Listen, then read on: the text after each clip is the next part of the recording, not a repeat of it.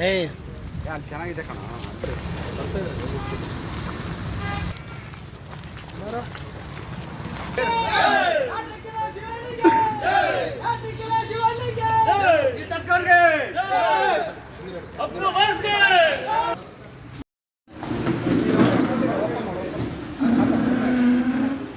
Light ಹಾಕ್ಬಿಡು light light light light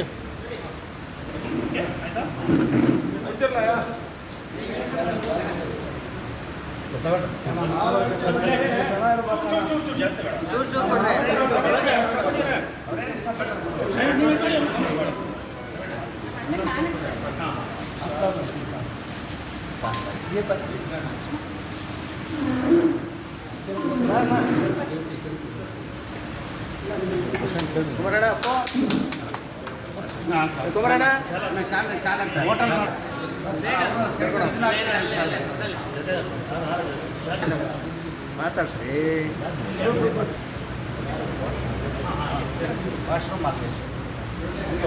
washroom ಕೂಡ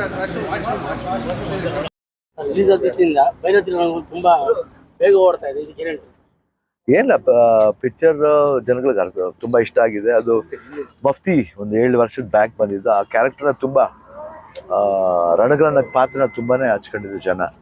so ಆ ಪಾತ್ರ ಇವಾಗ ಅಲ್ಲಿ ಏನು ಇಷ್ಟಪಟ್ಟಿದ್ರೆ ಇಲ್ಲಿ ಇವಾಗ ಹೃದಯಕ್ಕೆ ಹೋಗಿದೆ ಅಂತ ಅನ್ಸುತ್ತೆ. ಭೈರತಿ ಇಷ್ಟು ಓಡ್ತಾ ಇದ್ದಲ್ಲ, ಎಷ್ಟು ಮುಂದಿನ ಇನ್ನೊಂದು ರಣಗಳು ಬರ್ತಾ ಇದೆ ಸರ್. ಮಫ್ತಿ 2 ಬರ್ತಾ ಇದೆ.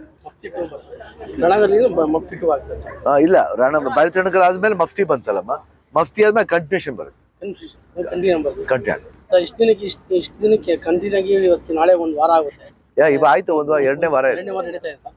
ಇಷ್ಟು ಭರ್ಜರಿ ಓಡ್ತಿದೆ. ಎಲ್ಲೆಲ್ಲಿ ಯಾವ ಸ್ಟೇಟಲ್ಲಿ ಹೆಂಗಿದೆ ಸರ್? ಎಲ್ಲ ಕಡೆ ಚೆನ್ನಾಗಿ ಹೋಗ್ತಾ ಇದೆ. ಇವಾಗ ನೆಕ್ಸ್ಟ್ ಈ ವಾರ ತೆಲುಗು ಹಾಗೂ ತಮಿಳ್ ರಿಲೀಸ್ ಮಾಡ್ತಾ ಇದ್ದೀವಿ ಸರ್. ಮುಂದಿನ ಬ್ಯಾನರ್ಗಳು ಯಾವ ಬರ್ತದೆ ಸರ್?